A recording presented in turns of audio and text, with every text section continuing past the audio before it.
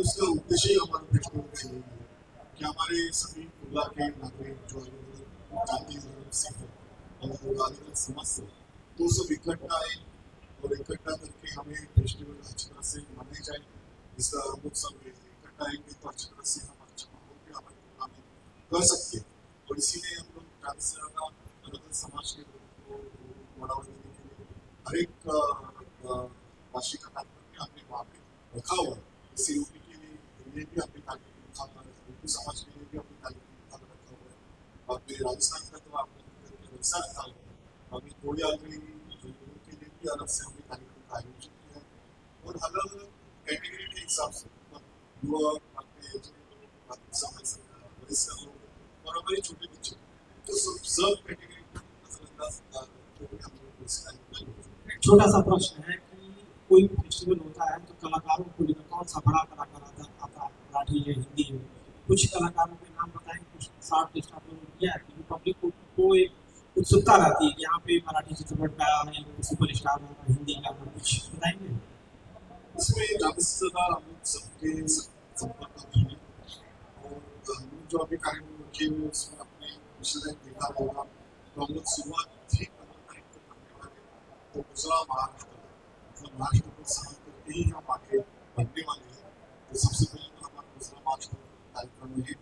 बाद में हम लोग राजस्थानी लोक संगीत का कार्यक्रम है वो भी हम लोग अच्छे हमारे गए होंगे। राजस्थान के जो नामवंत कलावंत हैं वो इसमें सहभागी होने वाले हैं।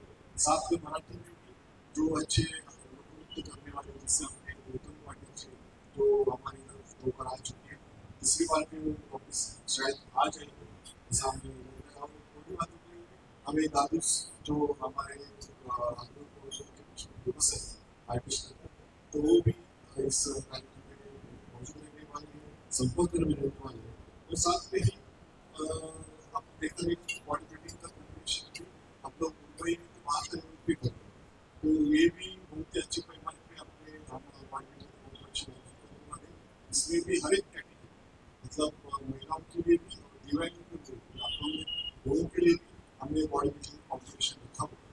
तो मेरे ख्याल से अच्छी तरह का नियोजन इस सभी कार्यक्रम में हमें करने का प्रयास है। सर मेळाव्याच्या माध्यमातून रोजगाराला किती बढ़ावा मिळते, जे स्टॉल धारक आहेत त्यांना किती फायदा होईल ह्या मेळाव्याच्या माध्यमातून? तर नक्कीच याच्यामध्ये आमचा उद्देश असतो की याच्यामध्ये अनेक आपल्या बचत गटांना सुद्धा फायदा व्हावा, युवकांना फायदा व्हावा आणि या स्टॉलच्या माध्यमातून सुद्धा त्यांना चांगली त्यांच्या लोकप्रिय वस्तू असतील, लोकप्रिय वस्तू असतील, काही लोक घरात तयार करणारे असतात किंवा बचत गटाच्या माध्यमातून काही घरोघरी वस्तू तयार करत असतात त्याच्यामुळे निश्चितपणे त्याचा फायदा त्या सर्वांना मिळतो याचा पण साधन या निमित्ताने उपलब्ध होतं.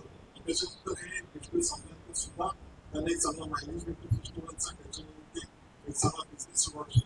अनेक मला अनुभव आहे त्याच्यामध्ये स्वतः जेव्हा एक शाखा असतात आम्ही माध्यमाचे कोर्स केले होते 2-3 वर्ष त्यातून जे काही आम्ही स्टॉल्स त्या ठिकाणी लावले होते त्या संस्कृतांचं आणि त्याच्यामुळे हे बघून आम्हाला निश्चितपणे बरं वाटतं किंवा इकडे जे लोक